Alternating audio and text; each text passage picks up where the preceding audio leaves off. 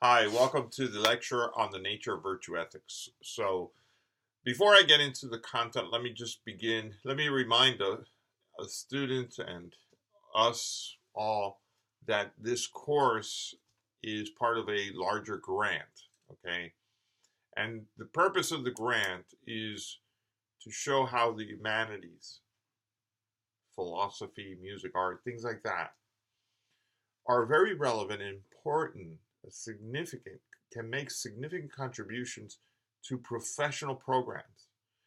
In this particular case, in this course, what I'm trying to show is that a theory that was constructed 2,300 years ago by a Greek philosopher in Greece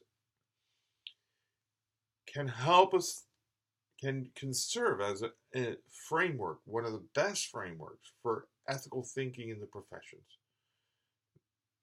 So I think, it's pretty incredible if you think about it. And so we need to keep that in mind. Now, having said that, I think then we need to make sure you don't freak out when you start reading this and the authors get into all kinds of details trying to defend the position that ethical theory is different from consequentialism and different from Kantian theories. That's an important point for the authors to make their case, but it's not important for us.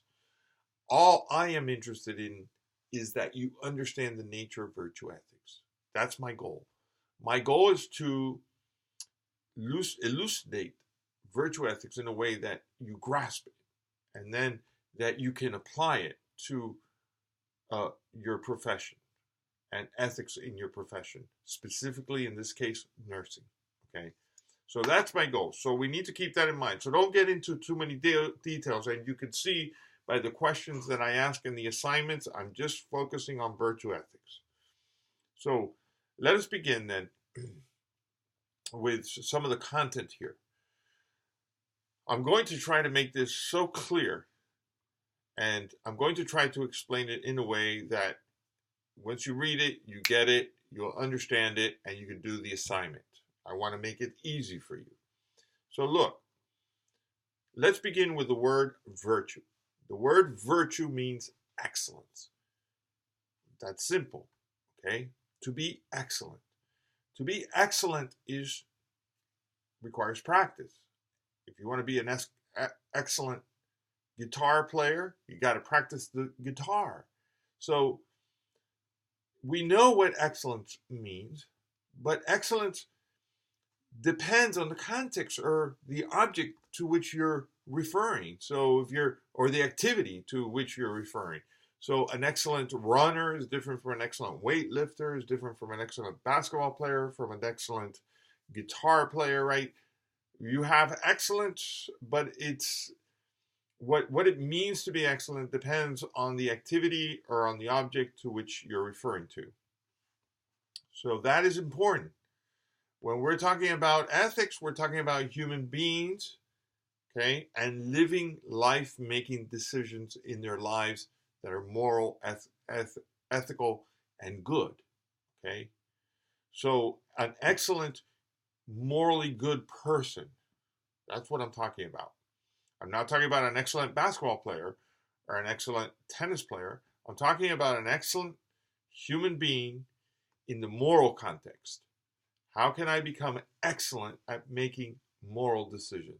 That's the issue, right? That that Aristotle wants to sort of focus in. So a virtuous person is an excellent person when it comes to ethical lifestyles, right? Now, what makes a good person? What makes a good person is a person that has good character traits. And that's where the character comes in. So if I want to be excellent morally, I need to have good character traits. Now, the authors list 6 different features, and I'm going to go through all 6. So I'm just going to read them out first. The first one, a right action is what a virtuous person would do. I need to explain this. Goodness is prior to rightness. 3. Virtues are irreducibly plural intrinsic goods. 4. The virtues are objectively good. 5. Some intrinsic goods are agent relative. 6. Acting rightly does not require that we maximize good. So let me talk about each of these. What a virtuous person would do. Now, Aristotle does say, look, if you want to learn, right? If you want to learn what it means to be virtuous, then you need to have a good role model. You need to find yourself someone who's virtuous and see what they do. So, I mean, it's very commonsensical and something that we even use today. I mean, if you're a parent, you don't want your children hanging out with people who have a lot of vices, right? You want your children to hang out with people who are virtuous, who are good, right? So it makes sense, right? There's nothing very difficult about that. Now, but how do I know who's good and who's bad? That's the problem. I'm going to get to that issue now. I want you to understand, though, something. And I have here, when I talk about character, I am talking about a kind of holistic sense, right? So when Aristotle talks about character, it's not just about acts. And this is one of the difference between utilitarianism, deontology, and those. So virtue ethics is not just about the decisions you make. It also requires that the decisions be motivated for the right reasons. So it entails why you do what you do. Okay, that's very important. So it's internal too. So virtue ethics looks at, if you do it for the wrong reasons, you can't be excellent. Excellence needs to not only do the right thing, but do it for the right reasons. So it has the right motivations. You have to have the right desires and motivations. Okay. It's not just about actions. Virtue ethics is also about feelings. Okay? So feelings can be wrong or bad. If you are envious, jealous, hateful, Aristotle would say these are not, good, virtuous feelings that you're having. Okay? So it's not just about the actions, it's also about feelings. And it's also about motivations. Why you feel what you do, why you act the way you do. Okay? So we have all, it's very holistic. I'm naming all of these things about your personality. It's also about attitude, dispositions. Okay? You need to be disposed to act in certain ways. You need to want to act in certain ways. We call this the right attitude. Take out the trash. Oh man, I don't want to do that. I always have to do that. That you still do it, but Aristotle would say, but you're not disposed in the right way. You don't have the right attitude about it. Okay, you don't have the right feelings and right motivation. So it is a very comprehensive idea. Virtue, we see, entails not just doing the right thing, not just attending your patients and checking off the charts. I did this. It's not all of that, but it's why you did it, how you did it, the attitude with which you did it, the feelings that you had with your patients. So it's a very interesting and very comprehensive view, virtue ethics. It's not just, well, I did it and I did the right thing, so I'm done. No, Aristotle would say no. You need to do it for the right reasons. You need to do it with the right attitude. You need to want to do it, and it should make you happy to do it, right? So there's a whole idea here involved. There's always internal and external, right?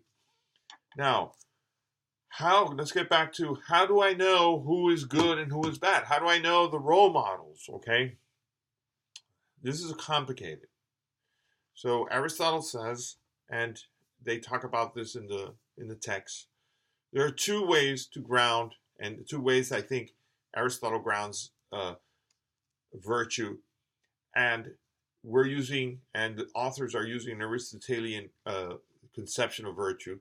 The first way to ground virtue is by understanding what it is to be a human being, right? Because if I want to be excellent, then I need to understand, remember the context. What excellent human being. Not an excellent golf ball or an excellent, basketball or bowling ball. They're all different. They all have different traits, right? An excellent human being. I need to know what human beings do. What is the purpose? Teleology, remember? Teleology. What is the purpose of human beings? What is the essential property that human beings have?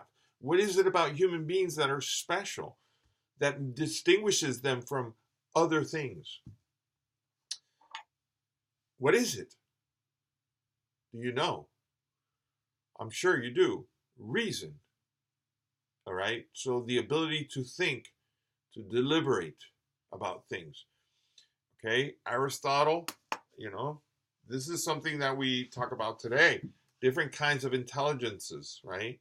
There are some people who are very good at math. Some people are very good at music. Some people who are very good with their hands, crafts, and things like this. Some people are good at drawing. Some people are good at different things. You have different expertise and different intelligence. Some people are emotionally intelligent. Some people are socially intelligent. We have all different kinds of intelligence, and Aristotle distinguishes different kinds. And he realizes, there are people who have different abilities when it comes to thinking. The kind of thinking that is important in ethics is what he calls practical thinking, practical decision making. Because that's what ethics is. It's about making decisions in different circumstances. He has a special name for this, and you might see it in the text and other places. It's called phronesis. This is a Greek, and it literally translating to a kind of prudence. And he calls it the virtue of prudence. So the ability to think, to what he calls deliberate, to have practical reasoning, right? The ability to map out a situation, understand it, okay? Have a feeling for all of this, and being able to make the right decision. This is very difficult. It requires experience, again, and it requires that you be around people who are doing this. It requires experience, means it requires the idea that you have a habit of doing it, that you practice it, right? Just like every other thing that we can perfect or become excellent at. You need to practice. So the grounding then is in this idea of my essential character, my function, he says, right? Just like we could say that a pen is good if it writes, and no good if it's no good. If it doesn't write, it's no good because it doesn't do its function.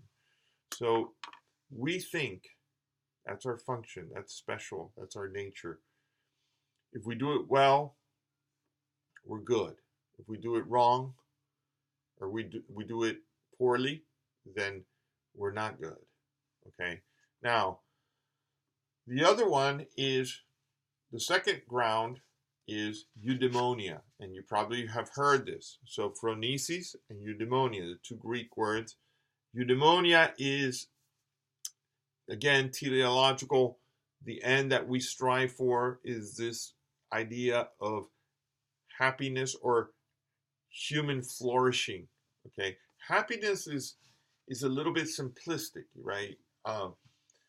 Basically, what Aristotle's thinking is a good life.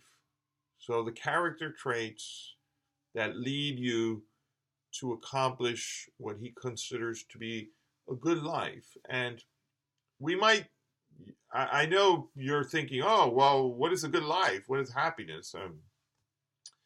We don't have to be exact about it. There's not just one kind of good life, right? Many people do many things. Some people are doctors, nurses, attorneys, educators, and they have different kinds of lifestyles, okay?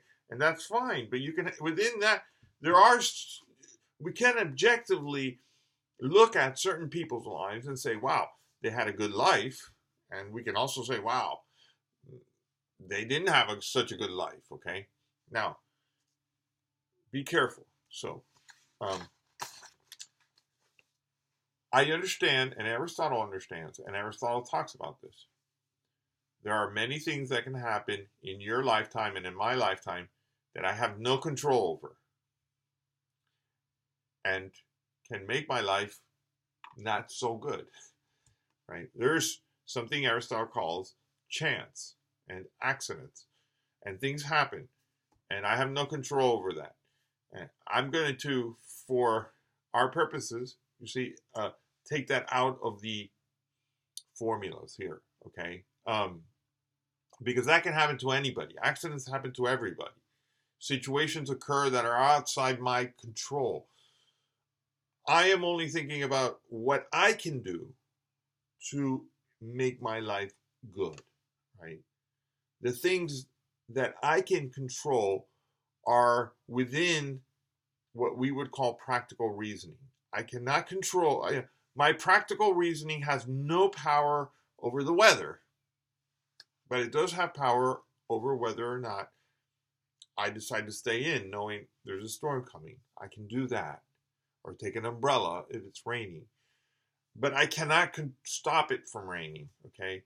So I'm only focusing on the things that I can control, okay? And Aristotle makes a good point of he emphasizes that phronesis, or practical reasoning, only deals with decisions that I can make that are within my power, okay? It's very important. Okay, number 2, goodness is prior to rightness. Again, I need to know the idea of goodness in a virtue ethics theory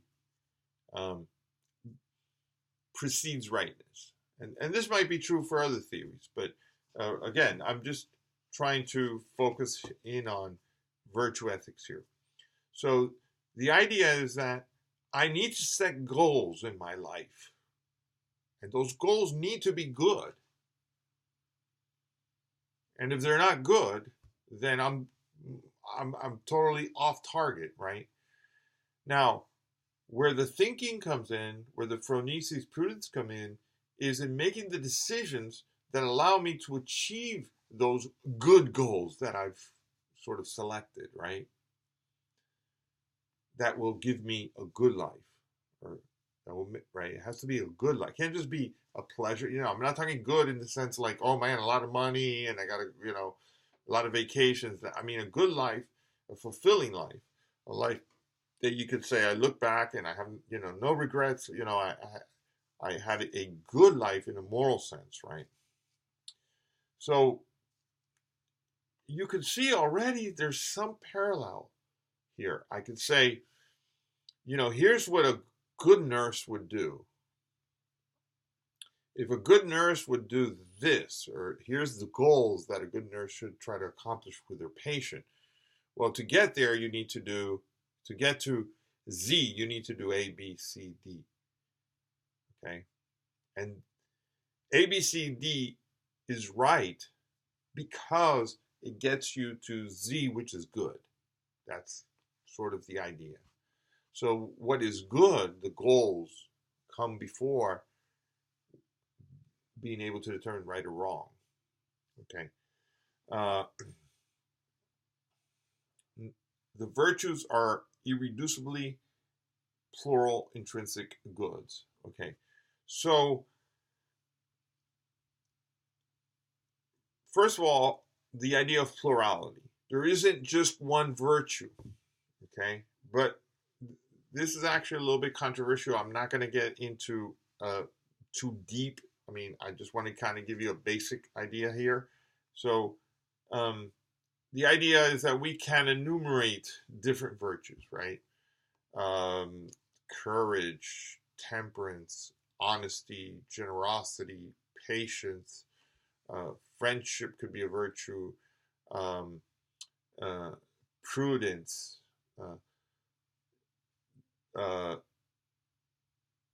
what else? Any character trait, right? That hardworking, uh, honesty, honest, uh, being honest. All of these can be considered virtues, and we can think of many more virtues. Um, but the idea is, you see, that there's not just one. Like in utilitarianism, you have to seek the greatest amount of pleasure for the greatest number of people. It's either like pleasure or happiness or something like that. Where here we're trying to develop a whole pluralistic kinds of traits, character traits, virtues. Okay, so that is an important thing to remember. There's not one, you know, it's not one special virtue that covers everything. Although I have to say one thing: the most important virtue for Aristotle is the virtue of prudence, the virtue of thinking. That is the most important one, and that because that's the one, you see, that you were going to use to determine good and to make decisions, okay, about how to achieve those goods, make the actual life uh, uh, life decisions that we make on a daily basis, right? We need to use prudence. We need to think. We need to use practical reasoning. Uh, the virtues are objectively good. Okay, so the idea again is not what's good for me. Okay, courage is objectively good for everyone. Temperance is objectively good for everyone. Okay, the degrees may vary, but the virtue itself uh, is the same. So temperance is the ability to control my appetites. That is a good virtue for all people. Courage is the ability to stand up to situations that are fearful or threatening. That is a good virtue for everyone. The context matters, and your special circumstances matter. So it's not an easy thing. It's not like we have a general principle and apply it to the situation. Instead, we have to understand the specific particular situation you're in, and your specific particular circumstances. And there's a approximate answer of rightness there. How courageous should you be? Or sorry, how courage would be how fearless, you ought to be in that situation. How confident, you should be in that situation. It will vary, and courage could vary depending on the person too, and depending on the situation. But it's objective. It's not like you could make a mistake. Let's put it that way. Does that make sense? It could vary given the person, but it's possible that I could say you were a coward, and I'm right. You were a coward. Okay, it's not like, well, it was up to me, whatever I decided. No, in this situation, you should have, confronted this person, and you didn't, and therefore you were a coward, right? So it's not subjective or relativist in that sense. There is a right answer, more or less. Okay, but the facts of the situation allow us we need to take into consideration those facts to determine what the right answer is. Okay, some intrinsic goods are agents relative. Okay, we talked about this already. The idea here is simply that, again, it's possible that not every sort of moral or ethical act will be completely objective and neutral with respect to impartiality, right? And partiality. There can be certain special circumstances. Friendship, okay, is one case that is obvious. I have special obligations with a friend that I don't have with strangers. I mean, I may need to go to their house and spend time with them because they've been my friends for many years, and I have certain relationships and obligations with that person that I don't have with someone I met last week. Okay, so that's what the idea. Some goods are agent relative. I'm kind of giving you a very basic. You need to kind of look at the PowerPoints and look at the readings a little bit. Um, now, number 6, acting rightly does not require that we maximize the good. Okay, so the idea here is it's not, I don't, in utilitarianism and consequentialism, it's always about the greatest happiness for the greatest number of people. If I can get 2 or 3 more units of happiness, then that's the right answer. Here, this is different. This is about if I'm trying to, honesty is not, I don't maximize honesty, I become honest. Okay, it's an excellence. It's not about maximizing. It's a different conception. It's not, the greatest basketball player is the one who scores the most points. No, right? It's about excellence. It's maximizing or, quantifying it in this way is not an inherent part of excellence, right? Excellence may require less. Okay, so it's an attitude. It's in some ways a state of being. Okay, in fact, Aristotle thinks he has something called the golden rule, right? Which is the idea of moderation. And so he thinks excellence will actually be somewhere in a very special situation between 2 extremes. So, for instance, to be courageous is not to maximize, your stance against someone. That's not. Courageous means to find the right situation for you in those circumstances, which would be the right situation to be courageous, right? If you exceed that, you maximize it, you'd actually go to an extreme, and it would be a vice. You would be rash, right? Well, I'm going to be courageous. There's a situation of a man with a hostage and a gun, and I'm going to run in there and start shooting at them, or something like this. This would not be courageous. You're not maximizing here. You're being rash. It's a vice. It's a wrong action. You want to look, Aristotle thinks, for not necessarily the middle ground, but the right state between 2 extremes. You don't want to be a coward. That would be the other extreme. You don't want to be rash, but you want to find the right position for you in these circumstances, right? And so it's not about maximizing, okay? It's about finding excellence in living. I hope this gives you some idea and will help you understand the nature of virtue ethics and the readings, and I hope the PowerPoints help too.